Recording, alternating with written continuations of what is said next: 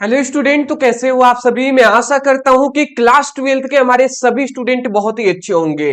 फिलहाल आज के इस वीडियो में हम पढ़ने वाले हैं क्लास 12th फिजिक्स का सेकेंड चैप्टर जो है हमारा स्थिर वैद्युत विभव तथा धारिता। याद रखेंगे आज ये इंट्रोडक्शन क्लास है। आज पूरी तरीके से हम इस चैप्टर की बेसिक से शुरुआत करने वाले हैं। मैं आपको बता दूं, जो स्टूडेंट बहुत ही वीक है, जिनको समझ में नहीं आता टॉपिक, जिनको परिभाषाएं याद नहीं होती, जिनको डेरिवेशन समझ में नहीं आता, वो इस वीडियो को अंत तक जरूर देखेंगे। मैं विश्वास के साथ कह सकता हूं आपको बहुत ही आसानी तरीके से समझ में आएंगे। तो चलिए जी स्टार्ट करते हैं। एक एक टॉपिक को समझते हुए चलेंगे। देखिए ये चैप्टर 2 हम स्टार्ट कर रहे हैं। इसका सीधा सा मतलब यही है कि जो आपका चैप्टर 1 है, जो आपका चैप्टर 1 है उसको हमने पूरी तरीके से क्या कर दिया है, कंप्लीट करा दिए हैं। अगर आपने नहीं देखे हैं तो डिस्क्रिप्शन बॉक्स में फिजिक्स के नाम से एक लिंक आपको मिल जाएगा, उस पर क्लिक करके आप उसकी पढ़ाई कर सकते हैं। ठीक है ना। चलिए जी अगला हमारा क्वेश्चन। तब यहाँ पे पहला हमारा इस टॉपिक आता है इसमें कि देखिए स्थिर वैद्युत विभव। तो पहले हम जानेंगे वैद्युत विभव क्या होता है, फिर हम धारिता के बारे में भी आगे हम डिस्कस करेंगे। पहले हम विद्युत विभव के बारे में जानेंगे कि विद्युत विभव होता क्या है। विद्युत विभव का अर्थ क्या होता है। अर्थ का मतलब सिंपल से यही होता है, ठीक है, कि विभव मतलब हम ये कह सकते हैं कि विभव का अर्थ, विद्युत विभव का अर्थ होता है आवेश प्रवाह की दिशा बताने वाला कारक। मतलब आवेश किधर से किधर प्रवाहित होगा जो बताएगा वही क्या होगा, विद्युत विभव कहलाएगा। जैसे थोड़ा मैं आपको समझाता हूं। मान लेते हैं सपोज डेट ये एक पदार्थ है और दूसरी एक मान लेते हैं एक ये पदार्थ है। मान लेते हैं इस पर आवेश है 20 कूलाम आवेश है, ठीक है। इस पर मान लेते हैं कूलाम, इस पर कितना है, मान लेते हैं 40 कूलाम आवेश है। इन दोनों को एक हमने एक एक हम तार से जोड़ देते हैं। तो मैं कहता हूं इस वाले पदार्थ पर 20 कूलाम आवेश है, इस वाले पदार्थ पर 40 कूलाम आवेश है। तो मैं कहूंगा आवेश किधर से किधर प्रवाहित होगा। तो ज्यादातर स्टूडेंट क्या कहेंगे जी, सभी स्टूडेंट क्या कहेंगे, किधर से आवेश प्रवाहित होगा, 20 कूलाम से 40 कूलाम की ओर या 40 कूलाम से 20 कूलाम की ओर। तो सभी कहेंगे कि सर 40 कूलाम से 20 कूलाम की ओर आवेश प्रवाहित होगा। क्यों प्रवाहित होगा आवेश, आवेश जो होगा, आवेश जो बहेगा वो इधर बहेगा, 40 कूलाम से 20 कूलाम की ओर बहेगा। क्यों, क्योंकि सभी का कहना होगा सर 40 वाला अधिक है, तो अधिक वाले से में कम वाला में जाएगा ना। ऐसा तो है नहीं कि कम वाले में से ही अधिक वाले में जाने लगे, ऐसा तो है नहीं। तो ये कहेंगे स्टूडेंट, बल्कि ये पूरी तरीके से गलत है, ये पूरी तरीके से गलत है। आवेशों की मात्रा निर्भर नहीं करेगा कि आवेश किधर से किधर प्रवाहित होगा। मतलब आवेश अगर कम है या अधिक है, आवेशों की मात्रा पर निर्भर नहीं करता है कि आवेश जो है इधर से ही इधर प्रवाहित होगा या इधर से इधर प्रवाहित होगा। किस पर निर्भर करता है जी, विद्युत विभव पर निर्भर करता है। मान लेते हैं इस पर 20 कूलाम आवेश है, इस पर 40 कूलाम आवेश है, और इस पर जो इस पर मान लेते हैं विभव है, इस पर मान लेते हैं 5 वोल्ट का विभव है, और इस पर मान लेते हैं 10 वोल्ट का विभव है। तो अब यहाँ पे विभव हमने देख लिया कि इस पर 5 वोल्ट है और इस पर 10 वोल्ट है, तो विभव इसका अधिक है ना, तब अब हम कह सकते हैं कि आवेश इधर से इधर प्रवाहित होगा। समझ रहे हैं बात को ना।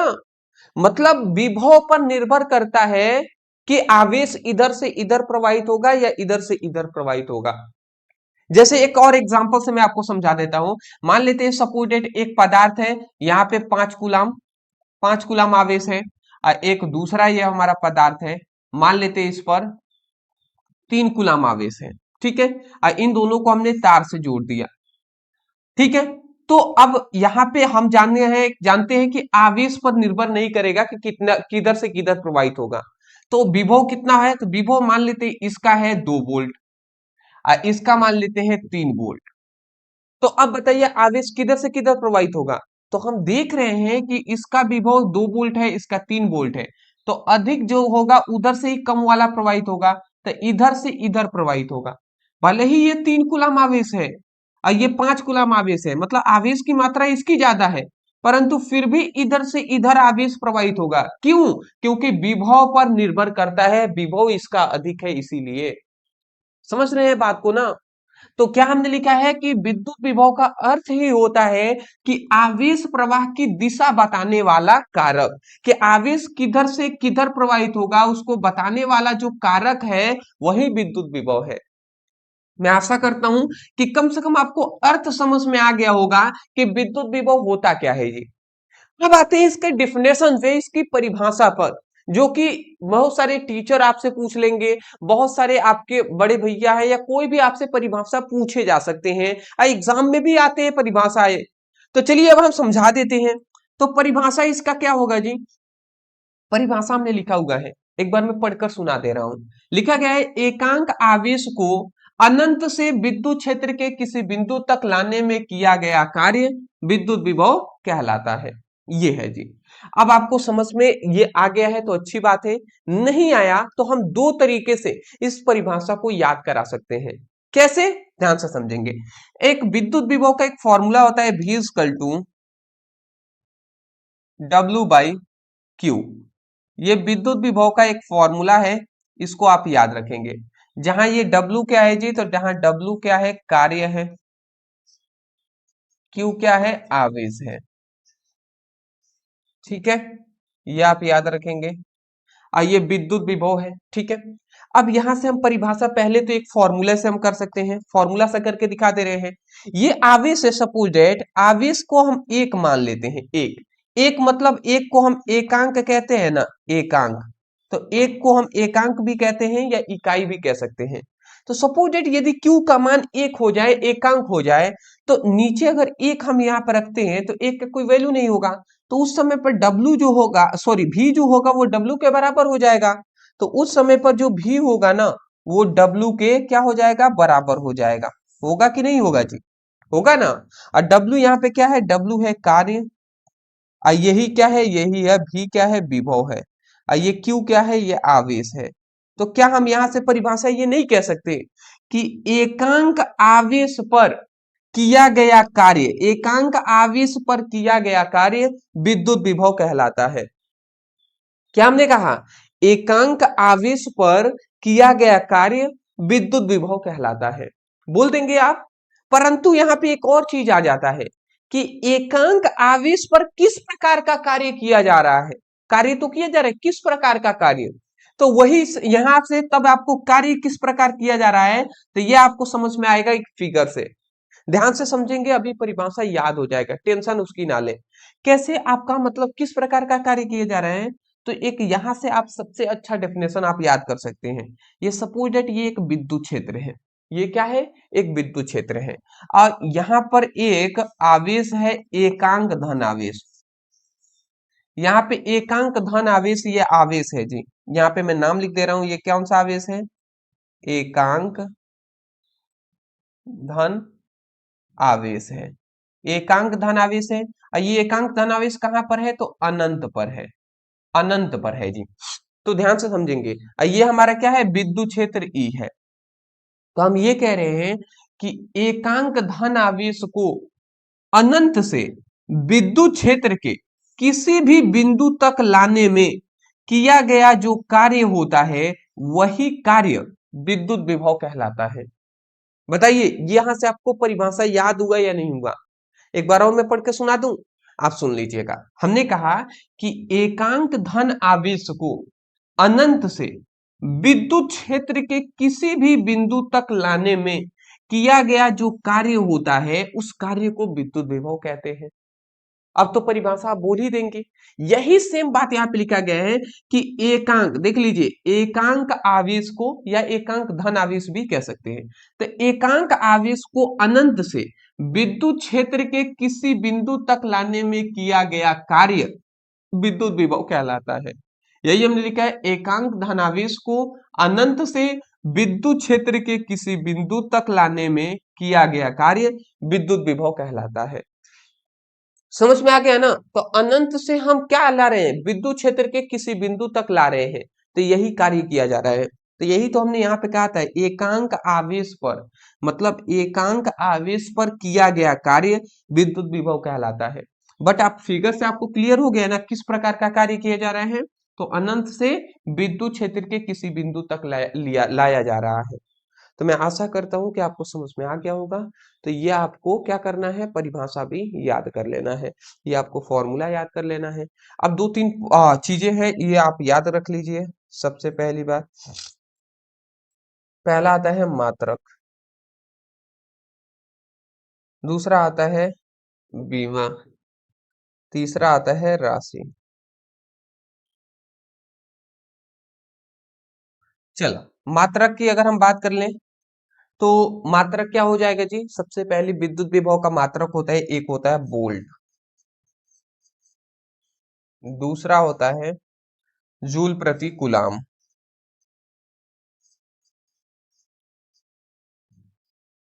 ठीक है,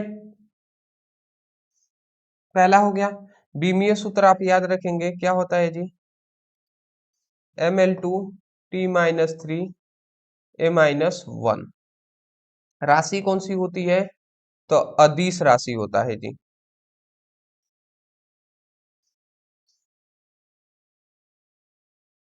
ठीक है, चलिए स्क्रीनशॉट ले लीजिए, ये कुछ पॉइंट थे इंपॉर्टेंट जो आपको नोट डाउन कर लेना है। ठीक है, ठीक है ना, थोड़ा सा मैं एक बार देख लूं अच्छे तरीके से, क्वालिटी में आपको वीडियो मिल रहा है ना। ठीक है जी, ठीक है। नेक्स्ट, नेक्स्ट हमारा दूसरा इसमें क्वेश्चन आपसे पूछ लिया जाता है, इसी से संबंधित एक और टॉपिक है, विभवांतर। अब विभवांतर क्या होता है, विभवांतर का मतलब अगर थोड़ा सा यहाँ पे ये समझे, तो विभवांतर, विभवांतर मतलब विभव में अंतर, तो विभव में अंतर को ही विभवांतर कहते हैं। ये इसका क्या हो जाएगा, अर्थ हो जाएगा। कोई पूछ ले विभवांतर किसे कहते हैं, तो आप कह देंगे विभव में अंतर को विभवांतर कहते हैं।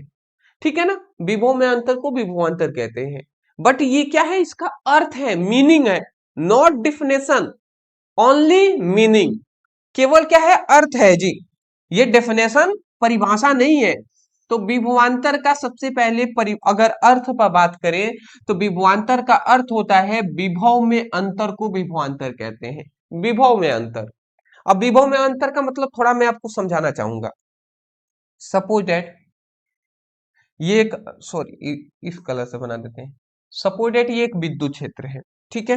अब विद्युत क्षेत्र में दो बिंदु है, एक ये बिंदु, एक एक हमारा ए बिंदु है, एक बी बिंदु है, ठीक है। दो बिंदु हो गया। ए पर विभव मान लेते हैं, विभव है वी ए, अब बी पर विभव है वी बी, ठीक है ना। या सिंपल सा ऐसे करें, थोड़ा सा अगर समझे, ए पर विभव जो है ना वो 5 वोल्ट है, अब बी पर जो विभव है वो 7 वोल्ट है, ठीक है। तो यहाँ पे हमसे क्या बोला गया है कि विभव में दो विभव है, एक विभव है 5 वोल्ट, एक विभव है 7 वोल्ट। तो विभव में अंतर को विभवांतर कहते हैं। तो अगर विभवांतर हमें निकालना है तो हम क्या कर देंगे, हम दोनों का अंतर कर देंगे, तो V A minus V B कर देंगे, ठीक है। माइनस यहां से मतलब क्या है, अंतर है। तो जैसे ये 5 भी, ये मतलब 5 वोल्ट है और ये 7 वोल्ट है। तो अब ऐसा नहीं कहेंगे कि -2, आंसर क्या आ जाएगा, -2, -2 नहीं, अंतर का मतलब होता है कि 5, सॉरी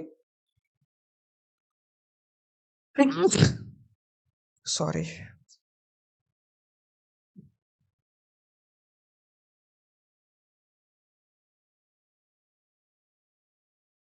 जस्ट अ सेकेंड।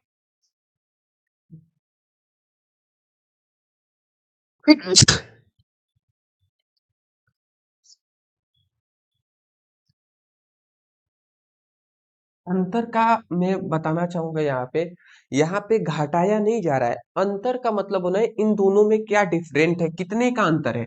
तो 5 और 7 में कितने का अंतर है, 2 का अंतर है। तो 2 जो होगा वो विभवांतर हो जाएगा। बात अब समझे बाबू, ये बातें हैं। अंतर का मतलब होता है इन दोनों में अंतर कितना है, कितने का डिफरेंट है जी। तो 5 और 7 में 2 ही का तो डिफरेंट है ना, तो ये विभवांतर हो जाएगा। तो वही बात कहा गया है, विभव में अंतर को ही विभवांतर कहते हैं, ठीक है ना। चलिए, इतनी बात आप समझ गए हैं। अब आते हैं इसकी परिभाषा पर। परिभाषा अब हम समझ लेते हैं, तो परिभाषा बहुत ही ज्यादा सिंपल है, अगर आप समझना चाहें तो। इसका फॉर्मूले पे बात करें तो फॉर्मूला इसका दो होता है, ये नोट डाउन कर लीजिएगा। एक तो अभी हमने जो बताया, क्या बताया है जी, विभवांतर V equal to V A minus V B, ठीक है। तो एक बाबू इसको याद कर लीजिएगा। दूसरा एक ये भी याद कर लीजिएगा, V equal to W by Q. ये विभव के लिए भी ये फॉर्मूला होता है, विभवांतर के लिए भी यही फॉर्मूला होता है। ठीक है ना, ये भी आप याद कर लेंगे। अब आ जाता है फॉर्मूला पर। फॉर्मूला इसका सॉरी परिभाषा पे, परिभाषा हम याद करा दें तो चलिए जी, ये सपोर्टेड एक विद्युत क्षेत्र है। विद्युत क्षेत्र में दो बिंदु है, एक हमारा ए बिंदु है, एक हमारा बी बिंदु है। ठीक है ना, और यहाँ पे आपको ये क्या है, ये विद्युत क्षेत्र है। और यहाँ पर एकांक धन आवेश ये उपस्थित है। ठीक है ना, यहाँ पे ये एकांक धन आवेश है, मैं नाम भी यहाँ पे लिख दे रहा हूं, एकांक धन आवेश। और ये कहां पर है, तो ये अनंत पर है जी। ये कहां पर है, अनंत पर है। तो इसकी परिभाषा हम क्या कह सकते हैं, हम ये कह सकते हैं कि एकांक धन आवेश को, अब ध्यान से समझेंगे, विभवांतर की हम परिभाषा यहाँ पे दे रहे हैं। आप कहेंगे कि एकांक धन आवेश को अनंत से विद्युत क्षेत्र के किसी एक बिंदु से, विद्युत क्षेत्र के किसी एक बिंदु से दूसरे बिंदु तक ले जाने में किया गया कार्य जो होता है, उस कार्य को हम विभवांतर कहते हैं। बात समझ में आ गया, मतलब विद्युत क्षेत्र के किसी एक बिंदु से, विद्युत क्षेत्र के किसी भी एक बिंदु से दूसरे बिंदु तक ले जाने में किया गया जो कार्य होता है, वही कार्य विभवांतर कहलाएगा। मतलब अनंत से, हम ऐसा नहीं है कि अनंत से विद्युत क्षेत्र के किसी बिंदु तक ला रहे हैं, तो ऐसा नहीं है, उसको हम विभवांतर नहीं कहेंगे, बल्कि अनंत से तो हम ला रहे हैं, परंतु एक बिंदु से दूसरे बिंदु तक हम जब ले जाएंगे तो वहां पे जो किया गया कार्य होगा वो विभवांतर कहलाएगा। तो आप अंत में परिभाषा क्या कहेंगे, ध्यान से सुन लीजिएगा। आप कहेंगे कि एकांक धन आवेश को अनंत से विद्युत क्षेत्र के किसी एक बिंदु से दूसरे बिंदु तक ले जाने में किया गया कार्य क्या कहलाता है, विभवांतर कहलाता है। तो मैं आशा करता हूं आप बोल देंगे, वही बात लिखा गया है, एकांक आवेश को या एकांक धन आवेश को अनंत से विद्युत क्षेत्र के किसी एक बिंदु से दूसरे बिंदु तक ले जाने में किया गया कार्य विभवांतर कहलाता है। आशा करता हूं इतना ही आप भी बोल देंगे। यहाँ पे परिभाषा लिखने के बाद ये दोनों फॉर्मूला लिख लीजिएगा। इतनी बेसिक बात है, W कार्य है, Q आवेश है। यहाँ पे दो तीन पॉइंट्स आप नोट डाउन कर लीजिए। सबसे पहला आता है मात्रक। तो इसका मात्रक क्या होता है, सबसे पहला इसका मात्रक होता है वोल्ट, और दूसरा होता है जूल प्रति कूलाम। ठीक है, दूसरा होता है राशि। कौन सी राशि होती है, तो अदिश राशि होती है।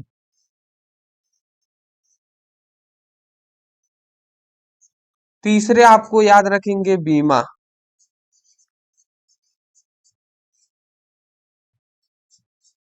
बीमीय सूत्र क्या होता है, Ml2T-3 A-1। तो ये आपको बीमीय सूत्र भी याद रखना है। सेम जो विभवांतर, विभव का बीमीय सूत्र मात्रक और राशि होता है, वही विभवांतर का भी होता है। आप स्क्रीनशॉट ले लीजिए, आगे बढ़ेंगे हम। ठीक है, आप स्क्रीनशॉट ले लीजिए फटाफट, आगे हम बढ़ेंगे जी। चलिए आगे बढ़े। चलिए नेक्स्ट हमारा तीसरा आता है एक इंपॉर्टेंट डेरिवेशन। और ये इंपॉर्टेंट डेरिवेशन इतना ज्यादा इंपॉर्टेंट है कि हर बार ये डेरिवेशन पूछ लिया जाता है। और ये एक ऐसा डेरिवेशन है, इसी पर आगे के डेरिवेशन भी निर्भर करेंगे, इसी पर आधारित है जी। तो ध्यान से समझेंगे। तीसरा हमारा इंपॉर्टेंट क्वेश्चन क्या आ जाता है, आता हमारा ये है कि बिंदु आवेश के कारण उत्पन्न विद्युत विभव की गणना कीजिए। मतलब किसी कोई भी बिंदु है ना, तो इस पर कोई भी आवेश है, तो इस आवेश के कारण किसी बिंदु पर हमें वैद्युत विभव की गणना करना है। कैसे करेंगे ये हम आपको समझाएंगे जी। फिलहाल हमने एक यहाँ पे लाइन लिखा हुआ है, इस पर अभी फोकस नहीं करेंगे। हम एक फिगर बना रहे हैं, आपका पूरा कॉन्सेंट्रेट आप फिगर पर कीजिएगा। अपना पूरा ध्यान आपको फिगर पर समझने में देना है। अगर आपको फिगर समझ में आ गया तो समझिए आपको डेरिवेशन भी समझ में आ गया। ठीक है ना, चलिए जी। तो सपोज डेट ऐसा हम कर लेते हैं कि ये एक बिंदु है जी, ये एक बिंदु है। ठीक है, ये एक हमारे पास ये एक बिंदु है जिस पर प्लस क्यू आवेश, इस पर आवेश है हमारा, मान लेते हैं जिस पर प्लस क्यू आवेश उपस्थित है। ठीक है, तो ये हमारे पास एक बिंदु आवेश है जिस पर प्लस क्यू आवेश उपस्थित है।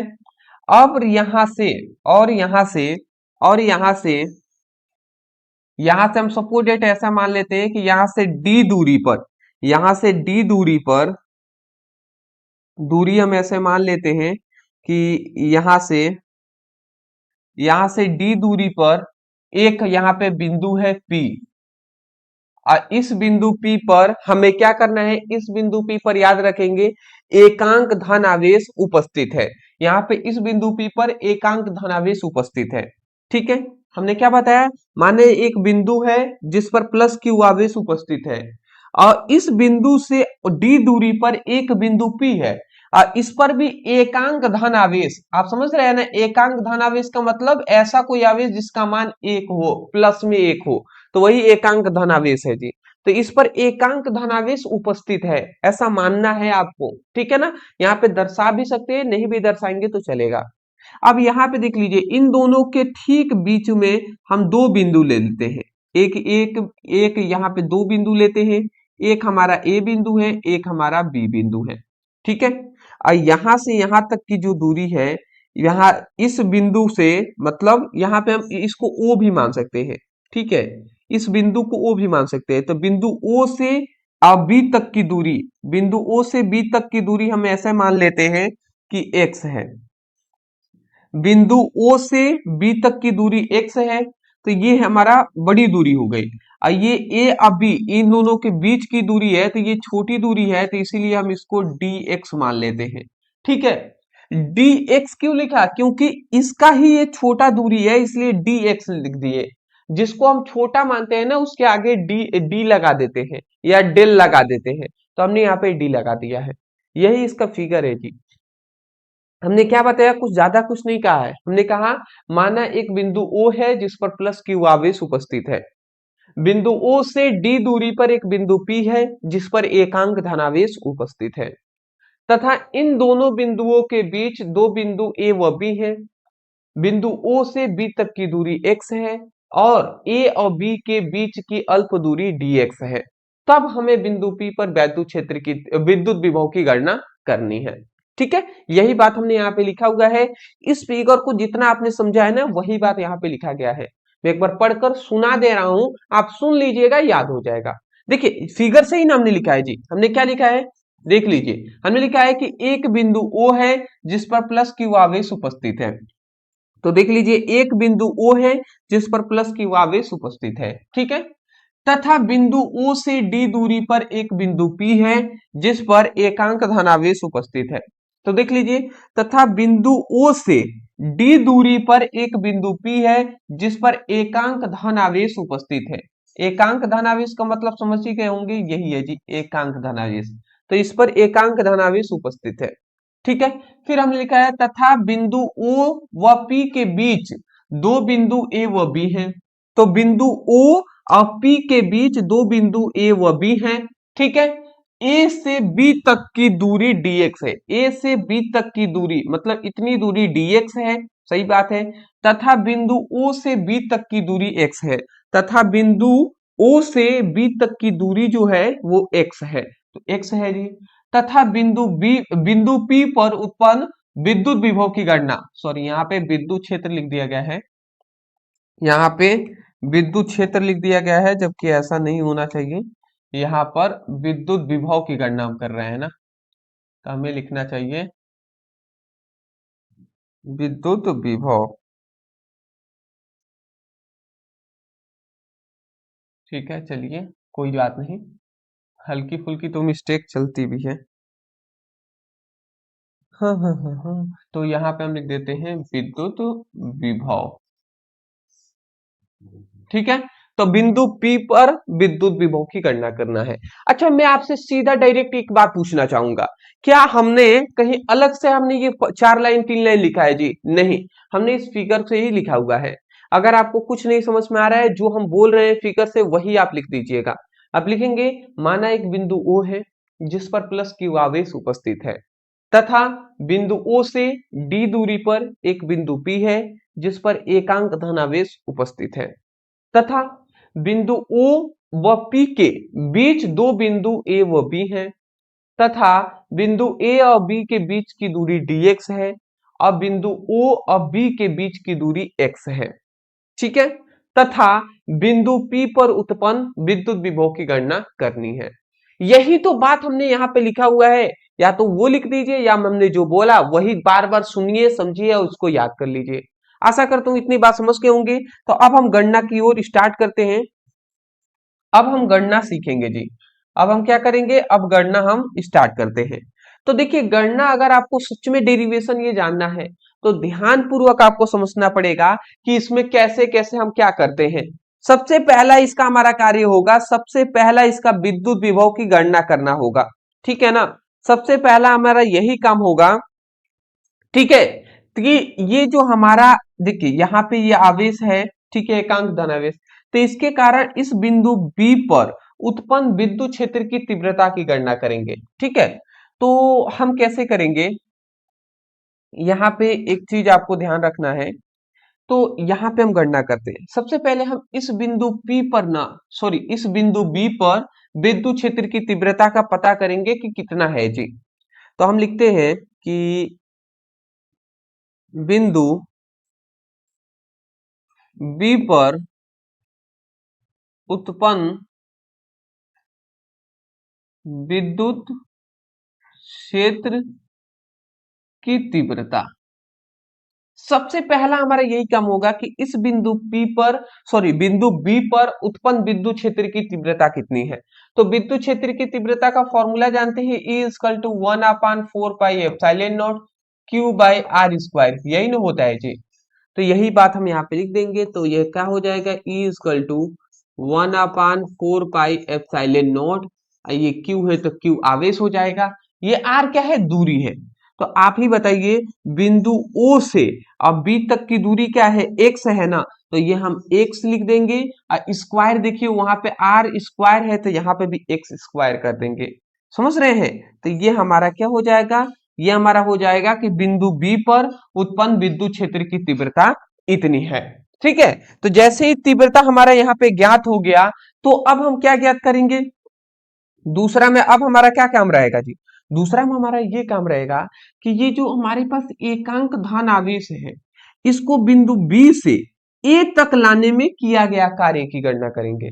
समझ रहे हैं, इस एकांक धनावेश को बिंदु B से A तक लाने में किया गया कार्य की गणना करेंगे। तो हम लिखेंगे, देख लीजिए यही बात आपको लिखना पड़ेगा। क्या लिखेंगे जी, कि एकांक धन आवेश को बिंदु B से A तक लाने में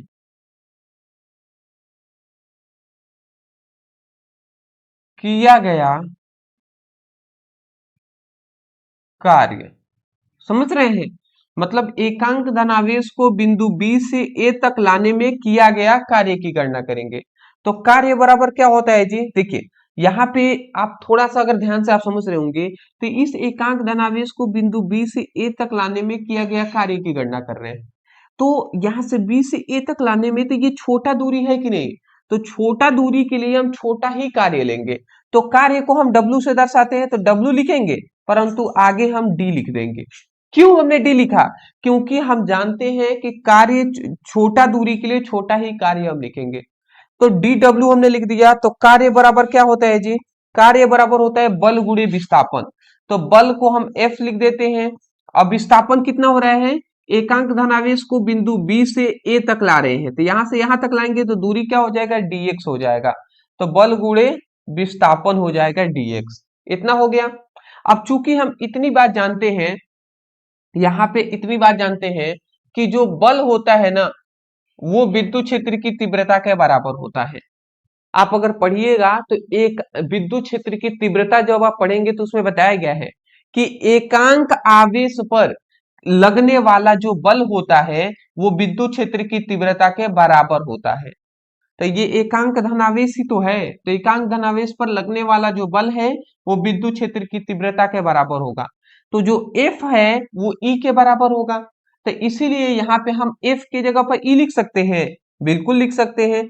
तो वही हम यहाँ पे लिखेंगे, तो ये DW हो जाएगा, और F की जगह पर हम E लिखेंगे तो E लिख देते हैं, और इंटू यहाँ पे क्या हो जाएगा, dx है तो dx हमने लिख दिया। बट यहाँ पे एक चीज आपको याद रखना है, यहाँ पे हम माइनस भी लिखते हैं। अब आप कहेंगे सर यहाँ पे माइनस क्यों लिखे आपने, क्यों इसलिए हमने लिखा, ध्यान से समझेंगे। ये एकांक धन आवेश है, और यहाँ पे देखेंगे तो ये भी हमारा धन आवेश है। हम इतनी बात जानते हैं कि धन धन दोनों एक दूसरे को प्रतिकर्षित करते हैं, तो ये वाला आवेश इस आवेश को इधर दूर हटाएगा, प्रतिकर्षित करेगा, दूर करेगा कि नहीं, परंतु हम इस आवेश को हम इधर ही ला रहे हैं, समझ रहे हैं, इस आवेश के पास ही ला रहे हैं। तो ये तो प्रतिकर्षित कर रहे हैं, दूर भगा रहे हैं, परंतु हम जस्ट इसके विपरीत दिशा में ही ला रहे हैं। तो विपरीत को दिखाने के लिए यहाँ पे माइनस दिखाया गया है, समझ रहे हैं। तो ये बात हो गया। अब देख लीजिए ये DW हो गया, और E का मान अगर हम यहां से रख दे, सॉरी यहाँ पे ये इरेज हो गया है क्या भैया, ये क्या हमने लिखा हुआ था, 1/4πε0 Q/x², ये हमने लिखा हुआ था। तो देख लीजिए अगर हम E का मान इतना हम यहाँ पे रख दें तो ये क्या हो जाएगा, -1/4πε0 Q/x² और इंटू क्या हो जाएगा, dx हो जाएगा। इतना होगा कि नहीं होगा जी, बिल्कुल हो जाएगा। तो यही हमारा यहाँ पे क्या हो गया, ये हमारा मेन, ये हमारा मेन हो जाएगा, यह हमारा क्या होगा, मेन फॉर्मूला हो जाएगा कि एकांक धन आवेश को बिंदु बी से ए तक लाने में किया गया कार्य DW equal to 1/4πε0 Q/x² into dx हो गया। ठीक है, इतना हो जाएगा। अब जैसे इतना हो गया तब हम देख लेते हैं क्या करेंगे जी। तब अब यहाँ पे थोड़ा सा, यहाँ पे तो छोटा हो जाएगा, चलिए कोई नहीं, यहीं पे करके देखते हैं। इतना हो गया। अब हमारा यहां से बिंदु बी से ए तक लाने में किया गया कार्य हमने निकाला है। अब हम सीधा क्या करते हैं, इस एकांक धनावेश को ना बिंदु P से सीधा D दूरी तक, D दूरी का मतलब यहां से सीधा यहां तक हम लाने में किया गया कार्य की गणना करेंगे। तो हम क्या लिखेंगे कि एकांक धनावेश को बिंदु B से D दूरी तक लाने में किया गया कार्य। तो हम यहाँ पे यही लिखेंगे कि एकांक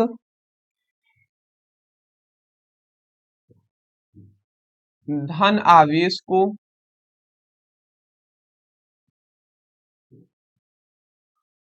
बिंदु P से D दूरी तक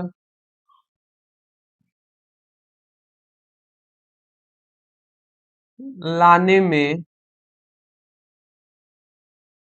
किया गया कार्य।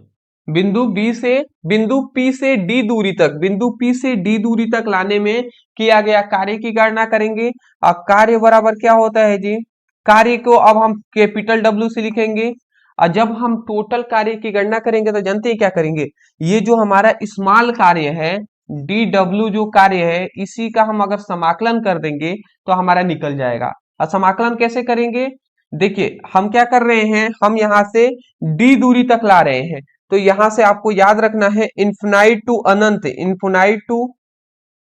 इन्फिनाइट टू क्या लिख देंगे, इन्फिनाइट टू D लिख देंगे यहाँ पे, समझ रहे हैं, मतलब अनंत से हम D दूरी तक ला रहे हैं। तो एकांक धनावेश को यहां से याद रखेंगे, ठीक है। अच्छा सॉरी, एकांक धनावेश को अनंत से हम लाएंगे ना, इस बिंदु P नहीं, यहाँ पे होना चाहिए, ठीक है, मतलब एकांक धनावेश को अनंत से D दूरी तक लाने में किया गया कार्य की गणना करेंगे हम। ठीक है, तो अगर हम ऐसा कर देते हैं तो ध्यान से अगर आप समझे तो क्या होता है, बात को समझिएगा। ये W है तो ये W हमारा हो जाएगा, यह हमारा समाकलन है तो ये इन्फिनाइट टू D हो गया। ये DW का मान हम यहां से रख सकते हैं ना, तो -1/4πε0, तो यही हम लिख देंगे -1/4πε0 Q/x² इंटू डी एक्स। ये है तो इतना हमने लिख दिया। बाबू बात समझ से ही रहे होंगे। अब इसको हम यहाँ पे लिख देते हैं। तो यहाँ पे हमारा था W समाकलन इन्फिनाइट टू डी, मतलब अनंत से डी दूरी तक ला रहे हैं। इसका वैल्यू क्या था जी? तो वैल्यू था -1/4 pi epsilon not Q by x square into D x, यही था। तो ये जो इतना बात है ये हमने यहाँ पर लिख दिया है। ठीक है, अब देखिए यहाँ पे समाकलन जब हम करते हैं ना, तो जो कांस्टेंट वैल्यू होती है, नियत वैल्यू होता है, वो बाहर निकल जाता है। तो कौन कौन सा बाहर निकल जाएगा? तो देख लीजिए, ये -1/4 pi epsilon not into Q, ये नियत वैल्यू है, तो ये बाहर निकल जाएंगे। तो -1/4 pi epsilon not into Q, ये बाहर निकल गए।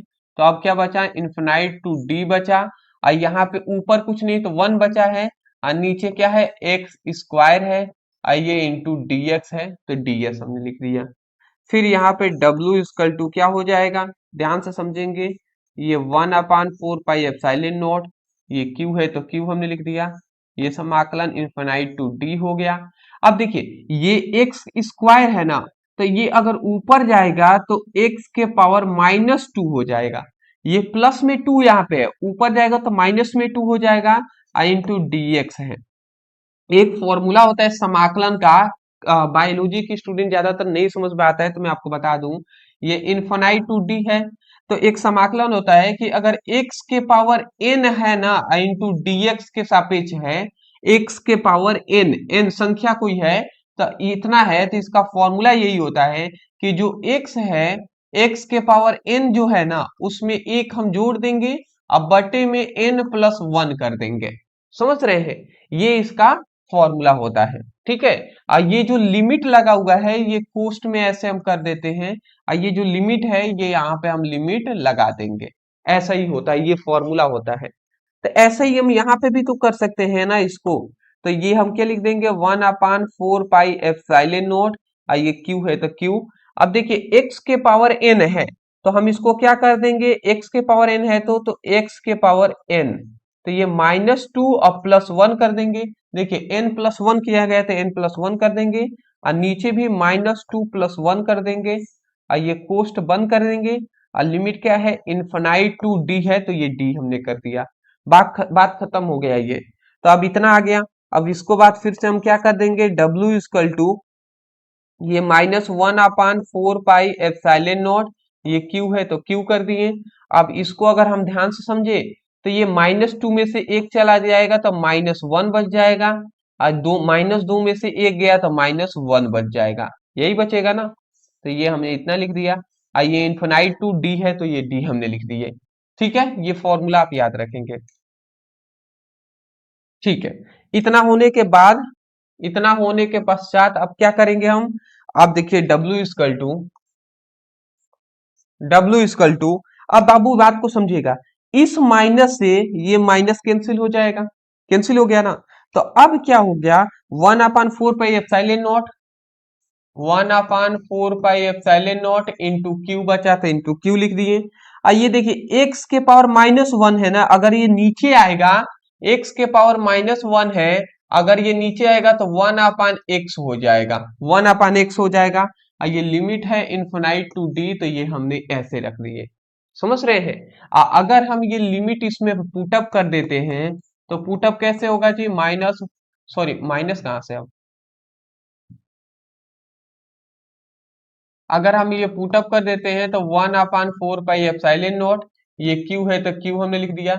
ये अगर इसमें पुटअप करते हैं तो डी के जगह पर, एक्स के जगह पर पहले डी हो जाएगा, तो एक्स के जगह पर पहले डी, और माइनस फिर 1/इन्फिनाइट।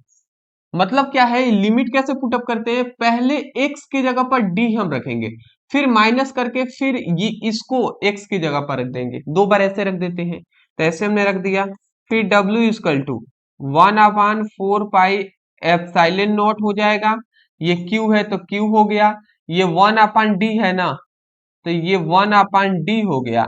इन्फिनाइट से एक में भाग देंगे तो वो जीरो हो जाएगा, तो जीरो हो गया तो मतलब बात खत्म हो गया। तो ये इतना हो गया, ये Q1 में गुणा हो जाएगा तो ये क्या हो जाएगा? Q हो जाएगा। तो 1/4 पाई एप्सिलॉन नॉट, ये Q1 में गुणा हो गया तो Q हो गया, अब बाई डी हो गया।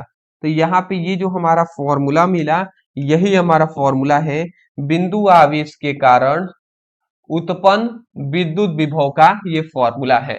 ठीक है, तो अब आप सोचेंगे सर यहाँ पे तो कार्य विद्युत विभव हमें भी की गणना करना था, यहाँ पे तो आपने कार्य की गणना कर लिया है। तो एक बात हम यहाँ पे बताना चाहेंगे आपको, कि एक बात हम क्या बताना चाहेंगे दोस्त, हम ये बताना चाहेंगे कि आप जब विद्युत विभव फॉर्मूला पढ़िएगा तो V equal to W by Q हमने कहा है, तो हम क्या बताते हैं कि एकांक आवेश पर किया गया कार्य विद्युत विभव कहलाता है। मतलब अगर Q का मान 1 हो ना, तो उस समय पर V जो होगा वो W के बराबर हो जाएगा। मतलब क्या है, W जो होता है वो V के बराबर होता है। W जो होता है वो V के बराबर होता है कि नहीं, तो इसीलिए यहाँ पे हम लिख सकते हैं कि W जो है वो V के बराबर है। जब W V के बराबर होगा तब यहाँ पे हम क्या कर सकते हैं जी, तब हम यहाँ पे ये कर सकते हैं कि W की जगह पर हम V लिख देंगे, अब V equal to 1/4 pi epsilon naught, ये Q इंटू डी लिख देंगे, ये इतना हम लिख देंगे, ये हमारा पोस्ट में बंद कर देंगे, तो ये हमारा हो गया, इसी को हम लिख देंगे प्रूव्ड। तो ये हमारा हो गया जी, समझ रहे हैं। तो V इक्वल टू क्या होगा, 1/4 pi epsilon naught Q by D, ये हमारा प्रूफ हो गया। तो मैं आशा करता हूं कि इतना बड़ा ये डेरिवेशन है, समझने में थोड़ी तो दिक्कत जरूर आई होगी, क्योंकि पहली पहली बार आप समझ रहे हैं। बट मैं इतना जरूर कहूंगा, अगर आपको 70 to 80% भी अगर आपके दिमाग में घुसा है, आपके दिमाग में बैठ गया है दोस्त, तो मैं इतना कहूंगा आपको टेंशन लेने की आवश्यकता नहीं है। बार बार आप जितना प्रैक्टिस करेंगे ना, उतना ही आपके दिमाग में ये बैठ जाएगा। बशर्ते आपको क्या करना है, हौसला नहीं हारना है, डेरिवेशन को ध्यानपूर्वक समझते हुए चलना है। एक एक स्टेप याद रखिए कि सबसे पहले हमें बिंदु P पर उत्पन्न विद्युत क्षेत्र की तीव्रता की गणना करनी है। दूसरा में कि एकांक धनावेश को बिंदु B से A तक लाने में किया गया कार्य की गणना करेंगे। फिर हम अंत में तीसरा काम क्या करेंगे कि एकांक धनावेश को अनंत से D दूरी तक लाने में किया गया कार्य की गणना करेंगे। यही कार्य की गणना इस तरीके से करते हुए आएंगे, तो इसको सॉल्व बस गणना करते हुए आएंगे तो हमारा मिल जाएगा। यहाँ पे आशा करता हूं कि आपको समझ में आ गया होगा। अब यहां से अब एक चीज और हमें पढ़ना है, यहीं पे पढ़ लेते हैं कि एक मतलब विद्युत विभव को प्रभावित करने वाले कारक, विद्युत विभव को कौन कौन है जो प्रभावित करेंगे जी। तो यहाँ पे अगर आप देख लें तो V equal to 1/4 pi epsilon naught Q by D मिला है ना, तो ये हम यहाँ पे लिख देते हैं V equal to 1/4 pi epsilon naught Q by D मिला हुआ है, ये मिला हुआ है। तो यहाँ पे अगर आप ध्यान से समझे ना, तो देखिए दो चीजें आ रहा है। सबसे पहले विद्युत विभव है वो आवेश के क्या होता है, समानुपाती होता है। अब विद्युत विभव है वो क्या होता है, विद्युत विभव है ना वो दूरी के क्या होता है, व्युत्क्रमानुपाती होता है। वो दूरी के क्या होता है, व्युत्क्रमानुपाती होता है, ये आपको याद रखना है। तो यहाँ पे हम यही बात, पहला हमारा यही काम होगा, क्या लिखेंगे, विद्युत विभव आवेश के समानुपाती, विद्युत विभव आवेश के समानुपाती होता है। मतलब भी जो होता है ना, भी जो होता है वो क्या होता है, आवेश के क्या होता है, समानुपाती होता है।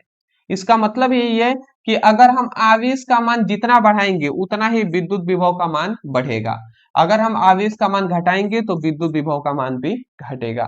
तो ये लिखा गया, अर्थात विद्युत विभव को बढ़ाने पर आवेश का मान भी बढ़ता है। सीधी बात है, आशा करता हूं समझ के होंगे। दूसरा देख लीजिए, V इक्वल टू 1/d है, मतलब व्युत्क्रमानुपाती है। तो विद्युत विभव दूरी के व्युत्क्रमानुपाती होता है। बिल्कुल सही बात है, विद्युत विभव भी जो है ना वो 1/d है जी, मतलब दूरी के व्युत्क्रमानुपाती है। इसका मतलब आप समझ ही गए होंगे कि इसका मतलब सीधी यही होता है कि जितना हम दूरी के मान को बढ़ाएंगे उतना ही विद्युत विभव का मान घटेगा। तो यही लिखा गया है, अर्थात दूरी बढ़ाने पर विद्युत विभव का मान घटता है, सीधी बात। तीसरा यहाँ पे, अगर हमारा तीसरा यहाँ पे बात बताया गया है कि किसी माध्यम का परावैद्युतांक विद्युत विभव के व्युत्क्रमानुपाती होता है। मतलब यहाँ पे ये कहा गया कि विद्युत विभव भी जो होता है ना वो 1/k के बराबर होता है। मतलब जो किसी माध्यम का परावैद्युतांक है उसके भी व्युत्क्रमानुपाती होता है। मतलब किसी माध्यम का परावैद्युतांक अगर आ जाता है तो विद्युत विभव का मान घट जाएगा। तो वही लिखा गया है, किसी माध्यम का परावैद्युतांक जो होता है वो विद्युत विभव के व्युत्क्रमानुपाती होता है। अर्थात माध्यम का परावैद्युतांक को लाने पर, मतलब माध्यम में अगर परावैद्युतांक को लाने पर विद्युत विभव का मान घट जाता है। ठीक है, अगला हमारा आता है डी नंबर क्वेश्चन कि किसी भी विद्युत क्षेत्र में अन्य चालक की उपस्थिति में विद्युत विभव का मान घट जाता है। मतलब किसी भी विद्युत क्षेत्र में अन्य चालक की उपस्थिति में विद्युत विभव का मान घट जाता है। ये भी आप याद करना चाहें याद कर लीजिएगा। मोस्टली ये फर्स्ट सेकंड और थर्ड तीन ही याद कर लें, बहुत है जी, बहुत है। तो मैं आशा करता हूं कि आपको जितने हमने टॉपिक इस पहले लेक्चर में इंट्रोडक्शन क्लास में हमने आपको कराने का प्रयास किया है वो आपको समझ में आए होंगे। फिलहाल हम आज के लिए इतना ही रहने देते हैं। मैं यही कहूंगा, वीडियो पसंद आया है तो वीडियो को जरूर लाइक करेंगे। चैनल पर नए होंगे, अभी तक आपने चैनल को सपोर्ट करने के लिए सब्सक्राइब नहीं किया तो सब्सक्राइब कर लीजिएगा, जिससे हम आपकी हेल्प कर सके आपके आने वाले बोर्ड एग्जाम के लिए। दूसरी सबसे इंपॉर्टेंट बात, क्या आप भी चाहते हैं कि सच में आप बेसिक लेवल से स्टडी करना? अगर आप सच में चाहते हैं तो आप सभी के लिए हमने फिजिक्स केमिस्ट्री की फुल नोट्स तैयार कर दिए हैं। ये फुल नोट्स आपको सिंपल लैंग्वेज में मिलेंगे। जैसे मैं आपको सिंपल लैंग्वेज में पढ़ाता हूं वैसे ही सिंपल लैंग्वेज में हमने ये नोट्स तैयार किया हुआ है। ये बुक वाली नोट्स नहीं है जी, ये हमारा खुद का सिंपल लैंग्वेज में बनाया गया नोट्स है। तो इस नोट्स को जितने भी स्टूडेंट हैं जो बेसिक लेवल से पढ़ना चाहते हैं, जो पूरी डीप में पढ़ना चाहते हैं, तो वो इस नोट्स को जरूर लें। ये पीडीएफ नोट्स आपके व्हाट्सएप पर सेंड किए जाएंगे। ओनली 199 में आपको फिजिक्स केमिस्ट्री दोनों के मिल जाएंगे। तो नंबर आपको नीचे दिखाई दे रहा होगा या पिक में दिखाई दे रहा होगा, उस नंबर पे व्हाट्सएप पे मैसेज कर लीजिएगा। वहां पे बता दीजिएगा सर क्लास 12 फिजिक्स केमिस्ट्री की फुल नोट्स चाहिए, ऐसे मैसेज करेंगे, तुरंत आपको स्कैनर दिया जाएगा, पेमेंट कीजिएगा, तुरंत आपके व्हाट्सएप पर पीडीएफ नोट्स सेंड कर दिए जाएंगे। ठीक है ना? तो चलिए दोस्त, तो इतनी बात याद रखेंगे। डिस्क्रिप्शन बॉक्स में व्हाट्सएप ग्रुप का लिंक है, टेलीग्राम का लिंक है, इंस्टाग्राम का लिंक है, वहां पे आप जरूर ज्वाइन हो जाएंगे, जिससे कि हम आपकी और भी बेहतर तरीके से तैयारी कराने में मदद कर सके। ठीक है ना? और यदि आपने चैप्टर 1 की पढ़ाई नहीं की है फिजिक्स और केमिस्ट्री दोनों का, तो वो भी डिस्क्रिप्शन बॉक्स में लिंक है, आप जाइए वहां से क्लिक करके अपनी पढ़ाई कीजिए। Thank you so much for watching this video. कल मिलते हैं दोस्त एक नए टॉपिक के साथ। Thank you.